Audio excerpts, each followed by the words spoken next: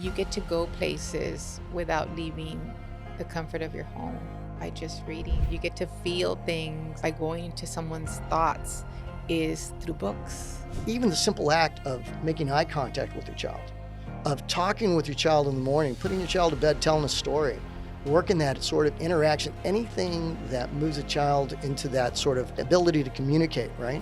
All that stuff is creating neurons and making that brain stronger and more able to learn. So when it does have an access to more structured learning, it's ready.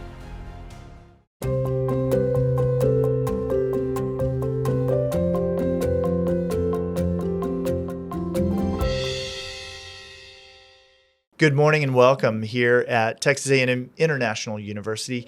I'm have the pleasure to speak with Chief Cordelia Perez. Good morning. Good morning. How are you? I'm good. Thank you. Thank you for joining us here. Oh, thank you. We're excited to hear more about your role at TAMIU, or Yes. TAMIU, There you go. however you want to emphasize it, especially community policing. Tell us a little bit about that, please.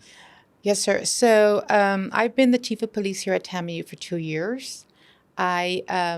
Previously I was a supervisor for the Laredo Police Department, and I was there for over 30 years. Wow.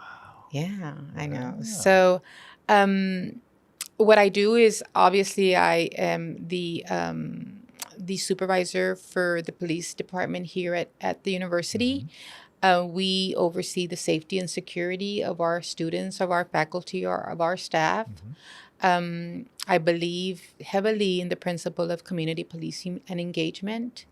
And that's what I've been doing for the last 2 years. Excited about me giving me the opportunity to lead the UPD, and excited about my role here at TAMIU. Yeah, that's good. Getting more eyes and ears out there in the community. Absolutely. Good. I want to tie in your role in community policing with the Little Library. So what's involved in what is it? What's involved in setting it up?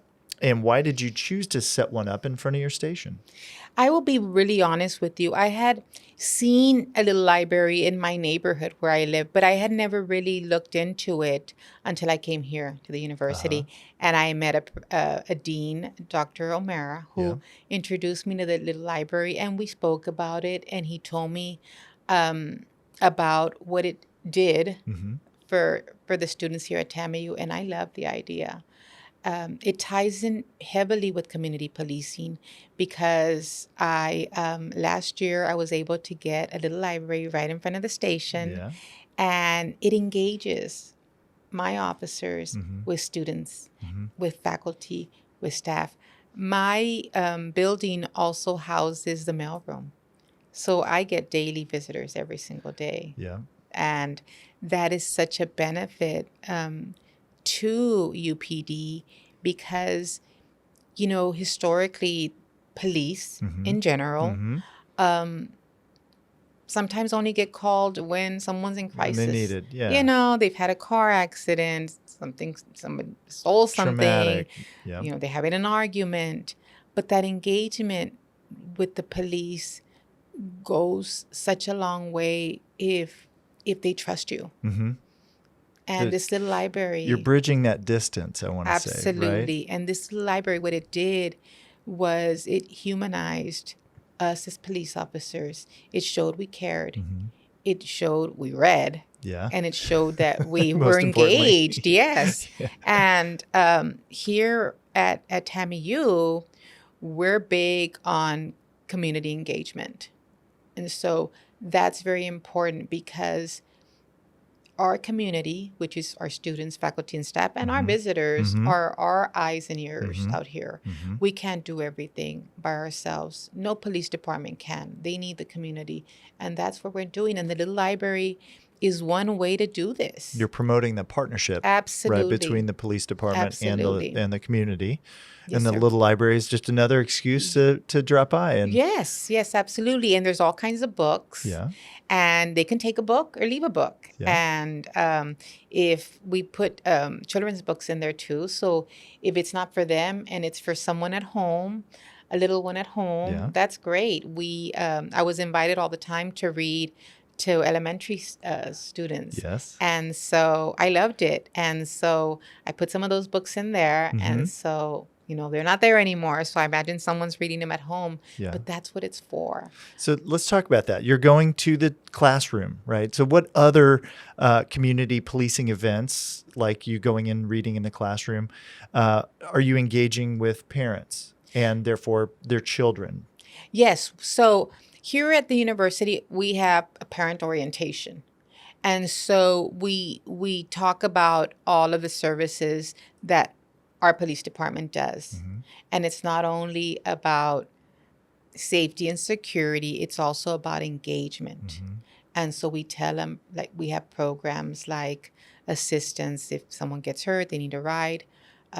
Let's say from one of the dorms to the rec center, we'll give them that ride. Mhm. Or let's say they're leaving the library late and they need to get to their car, we'll give them a ride from the library, or escort them from the library to their vehicle. vehicle. So there's so many things that we do other than your regular patrolling and policing. It's also engagement. Yeah.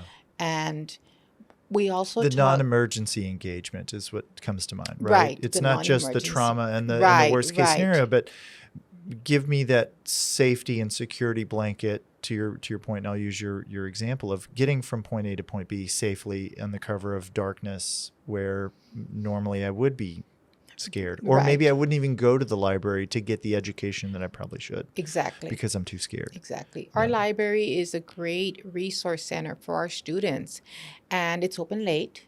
And so sometimes parents call me all the time, well, what if they have to, will you help them? Of course we help them. Mhm. But we proactively give them that information.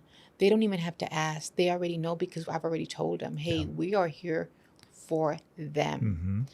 I want them to come to school, not to worry about what's going to happen when I walk from the library to my car. I want them to worry about, I hope I covered everything for my midterm that I have tomorrow. Yeah. That should be their Yes. worry. Yes. Yes, sir. So what other, so looking ahead, what else could TAMIU PD do to promote daily reading? I'm going to fall back to this question that I was asked some time back. My niece asked me this. She was doing a paper, and she asked me, what has been more important in your law enforcement career? What has gotten you through situations? Experience Mhm. or education? And I told her, obviously, experience has gotten me through a lot of scary situations. However, education opened all the doors. Mhm. I would not be your chief of police here at TAMIU Mhm. if I wasn't educated. Right. And part of education is reading. I come from a big family of readers. I, unfortunately, was probably the last one on the ladder. But my mother... But you were on the ladder. But I was on You the were ladder. on the ladder. Yes, That's because I important. realized that I had to read to learn Mhm. and to understand how we dealt with people as police officers on a daily basis. Where the agency where I was at before had a testing. For rank, you had to test, so you had to read. You had to know how to read. And yeah. so and reading materials in policing obviously come and they teach you how to be a good leader, Mhm. or they teach you the different disorders there are out there and that you're going to have to deal with in people. And so those are the things that I want to make sure that our students know, in that I wouldn't be where I'm at if I hadn't educated myself, if I hadn't read. It's important, and you're never going to get away from it. Yeah. We never stop learning. I tell my officers, there's no one out there that knows everything. You have to read. Yeah. You At- have to read. At an early age too, right? So we Yes, think of my mother. family. My mother was a big reader. She's no longer with us, but she was big on reading. And I come from a very large family. She did. So there were 15 brothers and sisters. And so mom had a little book club where she would say, can you take this to your aunt? Because now I've already read it and she wants to read it. And she's going to give you a book so I can read. And so they would trade books. Mhm. And I didn't realize it until recently. That was like a little book club. Yeah. And they shared thoughts on the books. They did everything like your regular book clubs do. It's just they did it since I was a little girl. Yeah. Yeah. Trading that knowledge, education, that experience, yes, thoughts, and then yes. therefore probably trickling down to you as children, right? Yes. My sisters are educators. My sister is an Instructor at a university in New Mexico. My other sister is a school teacher here. So, and they love reading. Yeah. They love reading. They always talk to me and they tell me, you get to go places without leaving the comfort of your home by just reading. You get to feel things without leaving the comfort by going into someone's thoughts is through books. Yeah. And that's why this library is so important, because I want to do that for our students, faculty, and staff. I want to make sure that when they're asked, where did you get that book? You're never going to believe it, but I got it right in front of the police department. Yeah. Yeah. I love it. So how can we get more family members reading to their children, much like your mother read to you and your aunt read to her children? How do you think we should get more people reading to their families? It's just awareness. Just keep on spreading that awareness. When we we get asked all the time to go into classrooms here at the university with professors, and I always tell them, I wouldn't be where I'm at if I hadn't educated myself and I hadn't read. So, take this seriously, because it can open up your mind. And if you don't know what you want to do, like, a lot of people come to college not knowing what to major in because they haven't found their way yet. Reading can do that. It'll help you find your way. Reading can always help you find your way. And even before that, right, to get you to college. Absolutely. Right. And even before the high school, the middle school, the elementary school, and even preschool, right? Reading to your children is very important. So the awareness of having the little library in front of the police station and and throughout the community here in Laredo. Yes. Right. I'm so excited to have it, and I want to thank Dr. O'Mara for making me aware of it, and I don't think he even realizes how important it was to us that he also believed in us and trusted us to have that in front of our building, and to know that we would promote it and we believed in it, and how special we feel to be a part of this group. Yeah. That's fantastic. Thank you. Officer Perez, thank you. Thank you. Or Thank you Chief so much. Perez, I should say. Yes, no I problem. Thank you apologize. so much. Yeah, very good. Thank you. I'm here with Memo Treviño of Laredo Learns. You founded the company, correct? Well, it's not a company. It's more like a movement. And I'm one of the founders with Dr. James Amar here from Texas A&M International here in Laredo, Texas. And the catalyst for this was talking to people outside of Laredo about where the best value was for philanthropy and where we could invest and get the best returns. And to a person, starting with the Houston Community Foundation, was early childhood education. They said best bang for your buck over time is early childhood education. Anything you can do to improve childhood literacy, stimulate children's minds, over time pays the best dividends. Again, like planting trees, that's a difficult lift for a lot of people investing in this type of work because you don't see the results for 10, 15, 20 years. You know what I mean? You may see some results over time, but the real fruits, the real benefits of it that a community reaps takes a long time to mature. But that doesn't mean it's not important. Best value over time, right? Because if you think about it, if you're able to impact the life of a child, they're able to reap the benefits of our school systems, which, we do have good schools here in Laredo, that they're able to take full advantage of all the opportunities that our educational system provides. So with that, the positive family-child interactions, which are crucial for early brain development, present some challenges for these families here in Laredo. So how does Laredo Learns address these challenges? I think these challenges are universal. They're not specific to Laredo or to any one family. So I think all of us, as a parent of 4 children, we all face challenges of focus and ability to spend time with them, and resources to deploy to help their brains develop. So yeah, the challenge here for us, or the suggestion that we have, is we want to inject this as part of the conversation. I don't think there's any family or any parent that doesn't want their child to do better, that doesn't want to invest time where there's going to be a benefit for that child. It's in their own self-interest. Because sooner or later they're going to be taking care of us, right? So, Correct. and a better educated, better adjusted child is going to pay benefits for the family over time, besides it just being the right thing to do, right? So I don't think anyone doesn't want to do these things, but it's a matter of, when you're busy, to interject it as part of the conversation. What is normalized behavior for a community? What do you aspire for a community to be like? And if you hold those ideals up and talk about it a little bit more, it becomes part of the conversation, part of the vernacular of a community, I think it can only pay benefits. I don't know if it'll work, but this is the direction we're heading. So let's start at the beginning, right? Yeah. If we're going to plant the seed, namely for school readiness, how does Laredo Learns help these children be ready for school when that first day of kindergarten comes? Sure, and I want to be really clear. There's a lot of people doing great work in this space.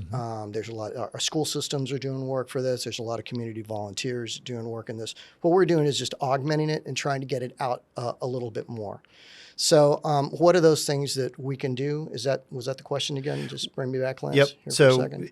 from that 0 to 4, 0 to 5 age, so planting the seed Right. early to see those benefits ideally come to life 15, 20 years from now. Sure. How's Laredo Learns helping the children with school readiness? I think a lot of these organizations face, at least communicated to us, is they set up a program and few people come. And that Why do is you think that is? because people are busy, and they've got work, or, they've got multiple jobs, they've got to do the shopping, they've got to do all the other things. What we're trying to do with Laredo Learns is to make it a little bit easier and go to where people are, so we can bump into them a little bit more. Maybe some of these other programs are more comprehensive. They offer a lot of different services, and they're great benefit, and people should take full advantage of them if they can. But what we're trying to do is augment that by going out in the community and doing a variety of programs. One of them that we're doing is we've partnered with HEB, and we do programs on a Saturday inside a store, because I don't know if you've done any shopping, and you probably don't, you know what I mean? I have. Been in a grocery store. Yeah, I have. There are numbers and letters everywhere, Yes. colors, in the grocery store. Great teaching environment. Great teaching environment. So what we've done is we've partnered with HEB, and they've allowed us to go into the stores and been great partners. They've lent us people, and as people come into the store, Yep. Volunteers interact with families with small children. They give them scavenger hunts that they can do through the store, looking for letters, looking for colors, looking Student for volunteers from TAMIU, I understand. student volunteers from right? TAMIU. Right here. Exactly, primarily from TAMIU. We've had a few from Laredo College as well. Good. And a couple of community volunteers, but primarily, the lion's share from TAMIU. And we interact with them in the store. And HEB's also lent us their partners to participate as well. So Good. intercept at the front door, give them sort of the scavenger hunt, give them the setup and everything else. They kind of walk the store. Sometimes a volunteer may go with them to kind of help them go through the process. Go to the other end of the store. There's a desk set up, and we give them a book. We give them some HEB gifts as well, a backpack or something like that, and HEB Buddy Bucks. And we talk to them about the importance of cognitive development in children, because 70% of the brain, 60% of the brain, you do the math, it develops before the child is 4 years old. So prenatal to 4 years old, 5 years old, the majority of that brain, it's stuffed with a lot of software, right? I mean, the hardware, the brain itself, is developing quite rapidly. It's developing all kinds of connections. It's when it's processing language, space, all those kind of things. And it's growing at just an extremely rapid rate. Anything you can do to help accelerate that and help develop that in the proper way pays benefits in the life of that child and the life of that brain, if you want to look at it, clinically, I guess. And so that's what we're trying to do, is go to where the children are. Another initiative we have is we're asking businesses to, because if you think about what you do in your life, you probably get up in the morning, maybe you exercise, you eat well, you're a fit guy, I can tell right there. And then you go to work. Right? Pretty much you spend your life at work, maybe go out to lunch or whatever, end of the day, maybe go out exercise, go for dinner, that kind of stuff. And then, on the weekend you go to the grocery store. Outside of that, there's probably some variability, but that's pretty much the life most people live. So where are we going to hit people? We're trying to hit them when they go to the HEB. Here in Laredo, about 90% of the people go to an HEB once a week, some number, especially families. Outside of that, they go to work. So what we're doing is we're setting up libraries within businesses And asking business owners, forget about the community. No, don't forget about. Always think about the community. I should back up with that. But let's focus on your employees. Talk about your team members and talk about learning and prenatal development with your team members first. Just if you have 50 employees, you have 70 team members, you have 80 team members, talk with them about it and set up a library. We'll give you the books. We'll give you early childhood books. We'll give you older, regular, standard books. So you can start a small library, a little lending library within your own business. The books don't come back, no one's going to bother you about it. Right. But it's just making reading materials accessible and injecting that idea that you need to do something to help your children learn closer to the point of action. Right. And limiting those barriers that would keep you from doing it. For instance, if I mentioned to you, you should play with your children, you should read to your children when you go home. There's about 5 or 6 hours between you and that action, right? Closer we can get to that action, guy's going home from work, punches out, hey, there's some books there. You know what? Let me take one of those books and, I know I'm exhausted, but, maybe 10 minutes, something. Those are the things. Again, life happens on the margins, right? The way things change happens on the margins. If we can move that margin just a little bit, right, and prepare a smaller amount, that behavior becomes more normalized. Normal, yeah. And that's kind of what we're looking for. So you talked about, great segue here between 0 and 4, right? The brain develops 80% of the brain development happens. Don't hold me to those numbers here. Between 0 and 4, that's okay. Right. Please be kind. Something to that effect. The brain is developing rapidly at that rate. Yeah, let's got just say that. And so that lends us into, or that transitions us into daily reading, right? And all in the spirit of school preparedness. Right. So routine reading is a key indicator of a healthy learning environment. What strategies or programs does Laredo Learns implement to encourage daily reading in homes, especially given the high percentage of families in Laredo without access to books? Now, you just talked about getting that access to books through the HEB Saturdays, through the employers.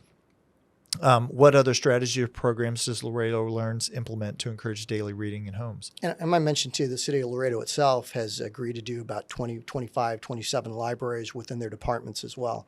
So we've provided them with some books, and they're augmenting it with some other books, and so they're doing some stuff. We've given away around 7,000 books.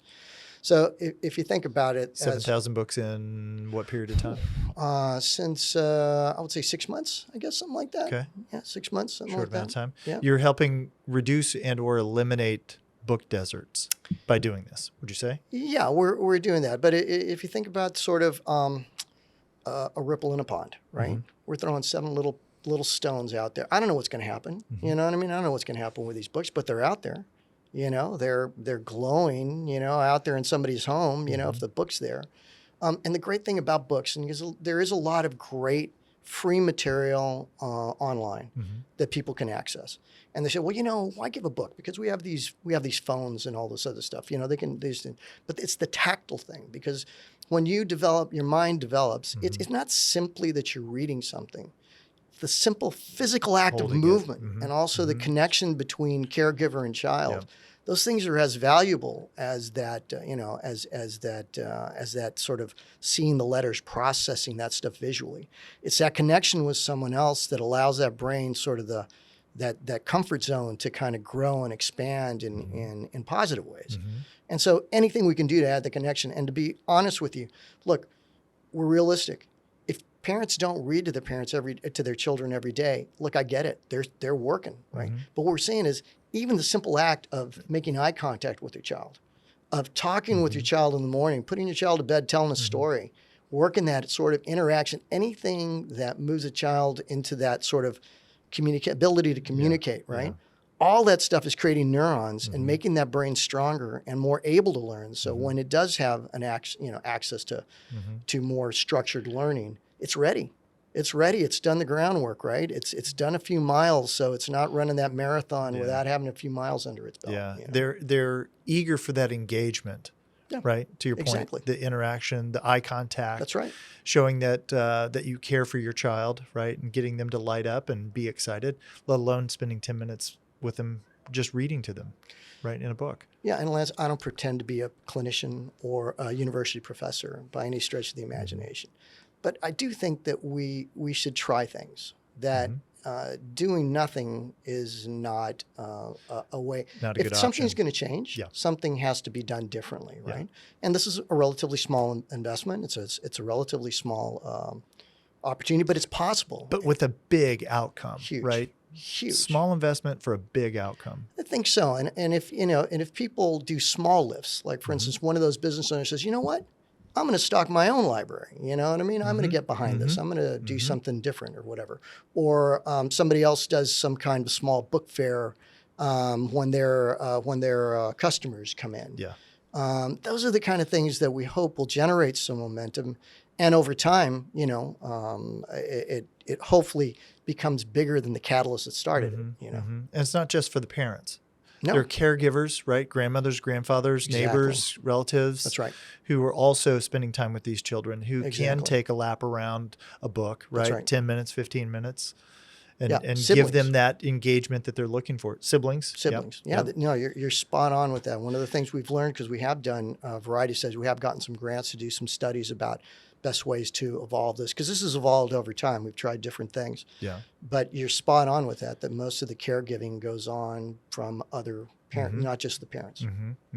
So let's talk about collaboration with community organizations and stakeholders, which is vital for promoting this early childhood development. How does Laredo Learns partner with local groups to support families in improving their reading habits and overall school readiness? You talked a little bit about that with HEB, a little bit about the work programs.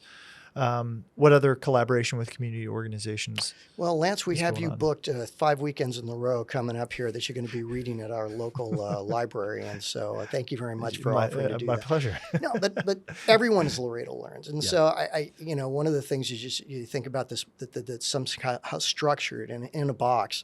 And I think a lot of times we don't have permission to we feel like we don't have permission to do these things because we don't have the credentials, or maybe we don't have the backgrounds.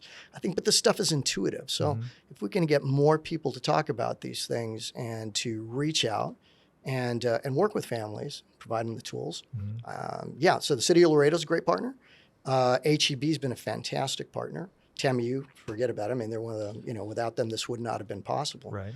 Our Laredo Area Community Foundation has been supportive.